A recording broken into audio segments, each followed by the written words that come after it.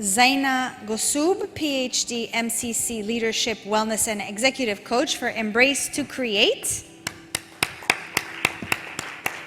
Welcome. The cultural diversity is in all of the cultures, but also at the level of professions. So at the professional level also, there are many professions like physicians, for example. It's the field of work that I work with. They don't acknowledge mental health, and this will lead to a lot of mental breakdown. Dr. Zaina, I was wondering if you could tell us a little bit about your work as a professional and how you work to address stigma with your clients and the sort of tools that you use. Yes, absolutely. So one of the works I do global work. I do work in the Middle East and I do work in the United States. And it's differentiated between the Middle East is more with women, and in the States it's more with the health sector. So the healthcare sector. And I work with physicians and I work with the paramedical field, and burnout is my specialty. And the approaches that we deal with as globally is three elements. The first is wellness, and when we say wellness, we're talking about, as he was saying, about mental, physical, and spiritual wellness.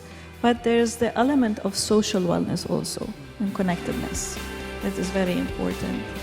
The second approach is our emotional intelligence. So how highly emotionally intelligent we are, and going through assessment tools regarding emotional intelligence and seeing where we're at. And the third approach, which is the anchoring approach, is the coaching, and using a lot of modalities in the coachings and a lot of tools in the coaching. Now, the purpose of all of that is creating awareness. Creating awareness in the individuals that we're working with. And if there is mental health disease, like severe mental health disease, absolutely, then there should be going to therapeutic modalities, be it either any kind of modality, CBT or otherwise. But if there is depression or anxiety or not PTSD, then we have to actually work by rewiring our brains. And the rewiring happens through a whole lot of modalities that we work through in human behavior, in coaching, and in counseling. So this is the whole approach. Now, self-awareness is the key. Second is what we call the wholeness approach. So the wholeness approach is based on self-love, self-compassion, and having the ability to recognize all of that and actualizing all of that, and having the support system to do so.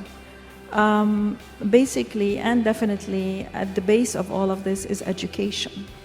Education and understanding the importance that Dr. Francis was saying is that mental health disease is like diabetes. It's like coronary artery disease. It's like any disease that we need to acknowledge. And where I come from Lebanon. It's a disease that is, for the last 10 years, that has been more acknowledged and more looked into. And the whole of the Middle East. So depending on culture, depending on profession, depending on social stigma also, that if you're a physician, if you are a known person, then if you are mentally ill, then you're crazy. And that is something that we really need to be working on. So basically the approach is coaching, wellness, and modalities in wellness, and emotional intelligence. Thank you. It's really interesting. And just while we're on this, I was just thinking, as we're thinking about the different cultural approaches towards mental illness and stigma. Is there sort of one difference you notice amongst, say, one key difference you notice amongst your clients in America, say with your clients in the Middle East, in terms of either the problems they're facing or the stigma that they describe?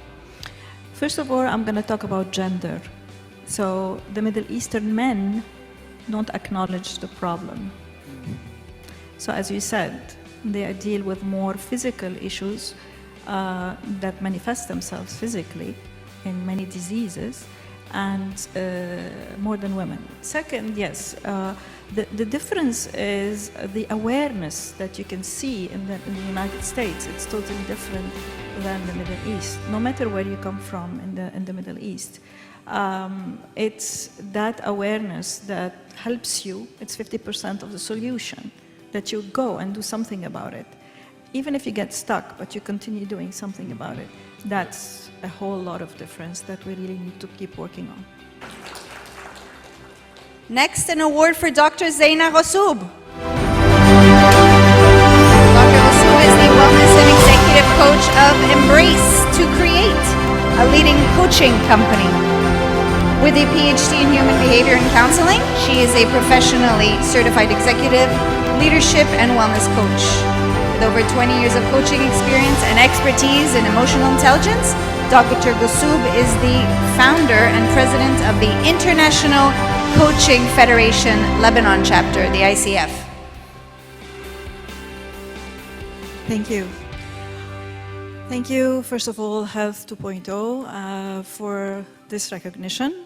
Coming from a background of dietetics into coaching and then health and then counseling and human behavior, it has been a long journey into helping citizens of the world globally at the wellness, wholeness, and at the prevention and precision medicine. My work is focused on wellness and prevention with women of the Middle East and with physicians of the Western world. So I thank you all, because this conference has been really very enlightening, meeting wonderful colleagues and several partnerships growing also. So thank you so much for having me and for good work to move forward. I come from Lebanon originally, and I am a woman of the world. That's what I call myself. So I thank, first of all, God and my family, my husband, and definitely my team for all the blessings. Let's continue making a difference and growing wellness in this beautiful field with these beautiful minds. Thank you. Thank you, Dr. Zeina Ghoussoub.